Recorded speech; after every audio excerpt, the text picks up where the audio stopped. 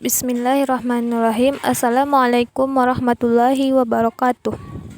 Alhamdulillahirabbil alamin, wassalatu wassalamu ala asyrafil anbiya'i wal mursalin wa ala alihi wa sahbihi rasulillahi ajma'in. Pertama dan terutama sekali, marilah kita panjatkan puji beserta syukur atas kehadirat Allah Subhanahu wa Ta'ala yang telah melimpahkan rahmat serta nikmatnya kepada kita semua, sehingga kita dapat kembali melakukan aktivitas pembelajaran seperti saat sekarang ini.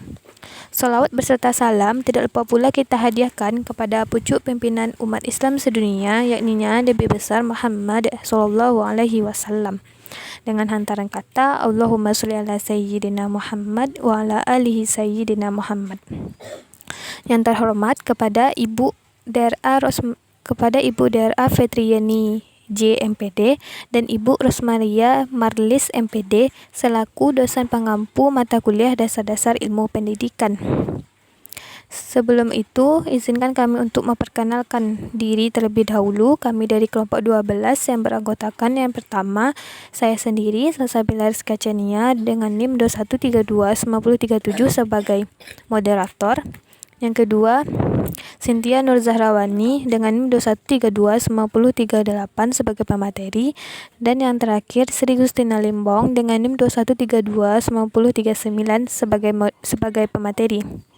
Baiklah, langsung saja materi pertama yang akan dijelaskan oleh Sri Gustina Limbong. Kepada Sri Gustina Limbong, disilahkan. Berikut isi materi dari kelompok 12, yaitu upaya pembaharuan masalah pendidikan.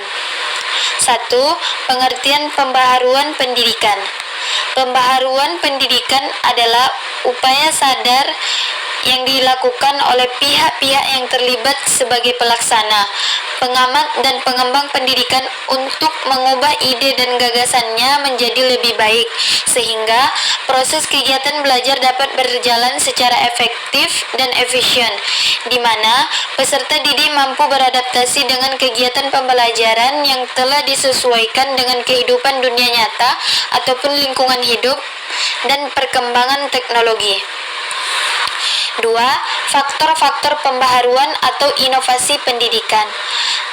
Ada banyak faktor seperti yang dikemukakan oleh Ibrahim, yaitu estimasi tidak tepat terhadap inovasi, adanya konflik dan kurangnya motivasi, inovasi yang tidak berkembang karena lambatnya material yang diterima, dan sebab lain.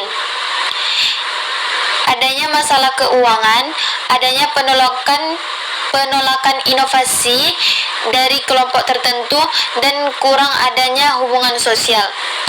Dan ada juga faktor lain yang menghambat inovasi dalam bidang pendidikan, yaitu faktor kegiatan belajar mengajar seperti pribadi guru dan siswa yang tidak bisa menerima perubahan, faktor internal dan faktor eksternal, serta sistem pendidikan yang berlaku.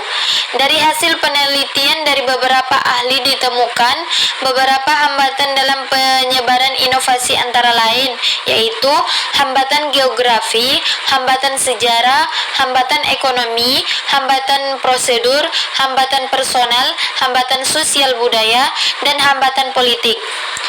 Fulan mengkategorikan 3 faktor kunci yang mempengaruhi proses penerapan inovasi dalam bidang pendidikan, yakni karakteristik perubahan, karakteristik lokal, dan faktor eksternal. Yang ketiga, tujuan pembaharuan pendidikan.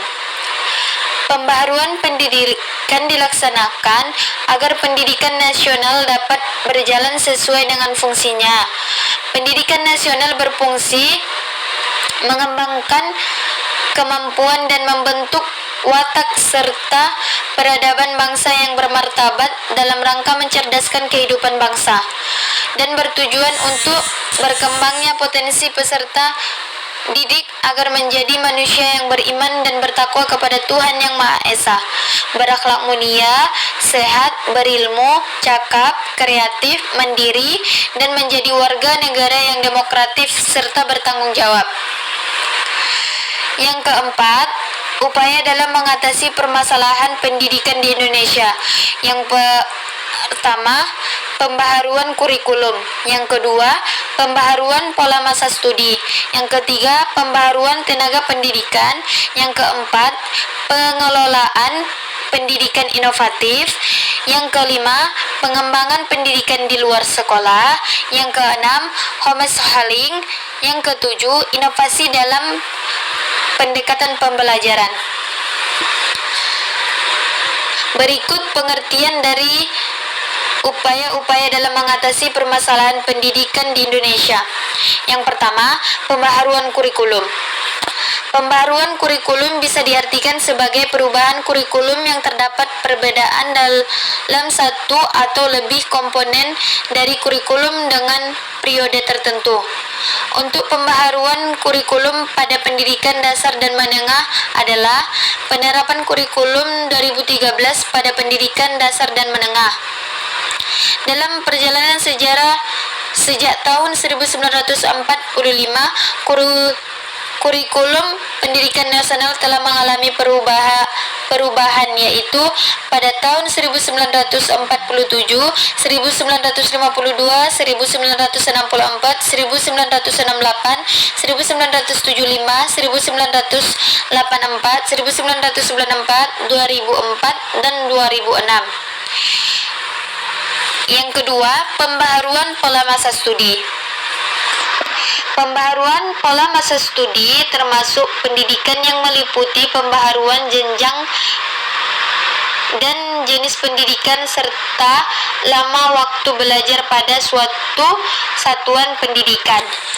Pembaharuan pola masa studi sebagai suatu pertanda adanya pembaharuan pendidikan berupa penambahan atau perpanjangan masa studi ataupun pengurangan perpendekan masa studi.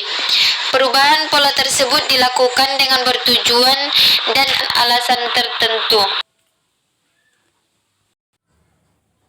Baiklah, materi selanjutnya yang akan dijelaskan oleh Cynthia Nurzahrawani. Kepada Cynthia Nurzahrawani, disilahkan.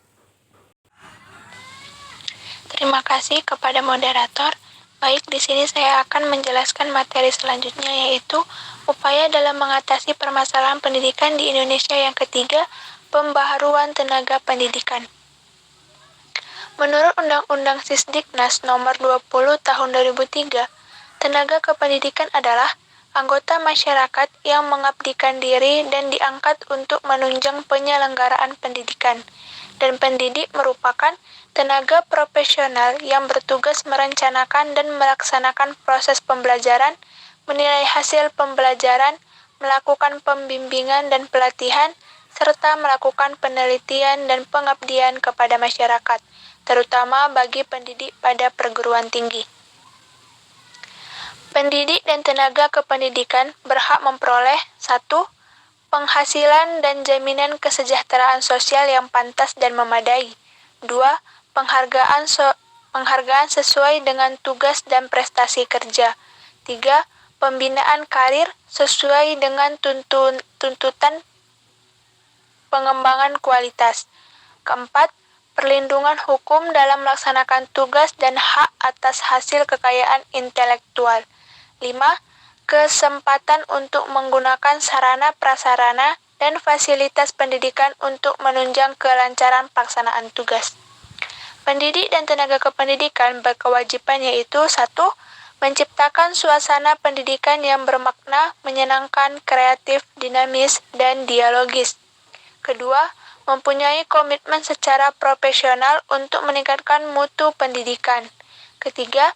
Memberi teladan dan menjaga nama baik lembaga, profesi, dan kedudukan sesuai dengan kepercayaan yang diberikan kepadanya. Selanjutnya, upaya yang keempat yaitu pengelolaan pendidikan inovatif.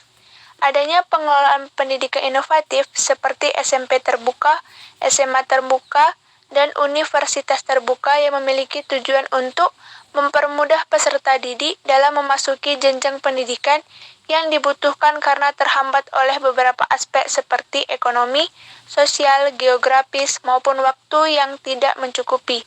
Pembaharuan pendidikan secara eksplisit dicantumkan pada Undang-Undang Pokok Pendidikan terbaru, Undang-Undang Nomor 20 Tahun 2003 tentang SPN.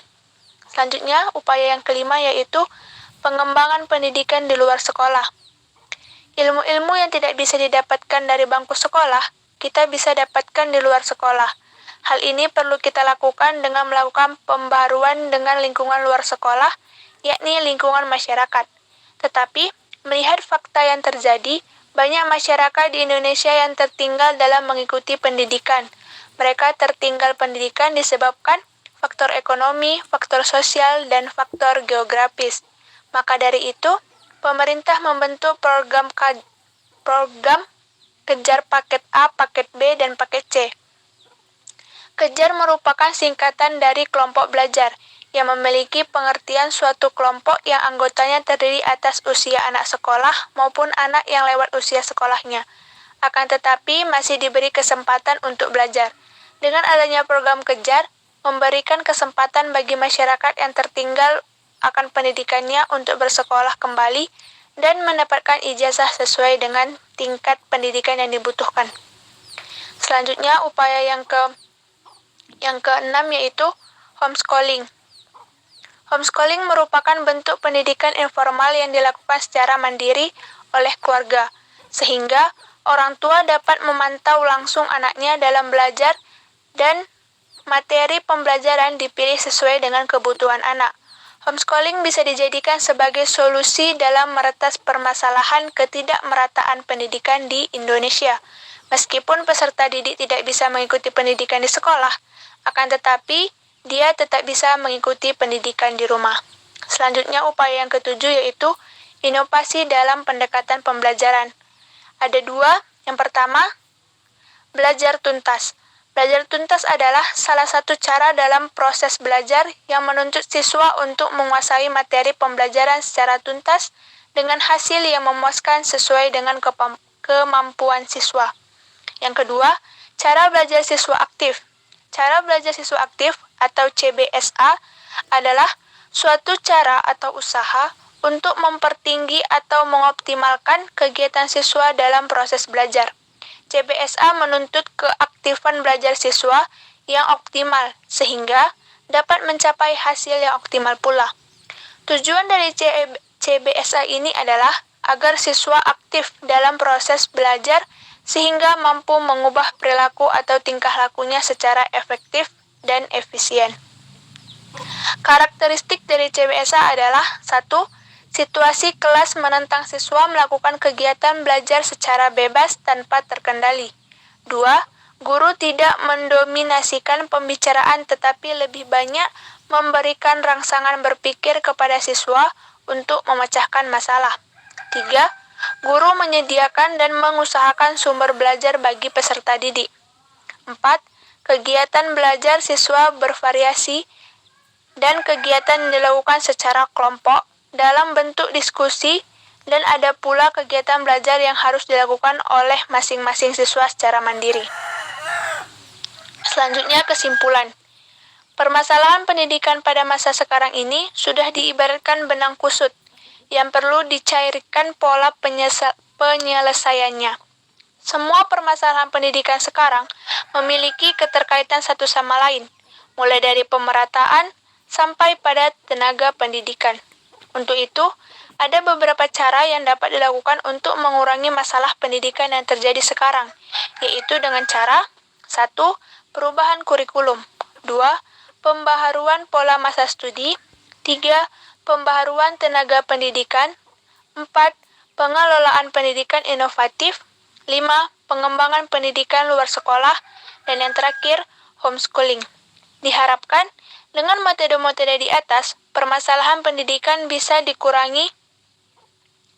Selain itu, dengan kemajuan zaman sekarang, banyak ilmu-ilmu baru serta teknologi yang sangat berkontribusi dalam dunia pendidikan, yang tentu saja mendatangkan hal baik dan buruk terhadap pendidikan.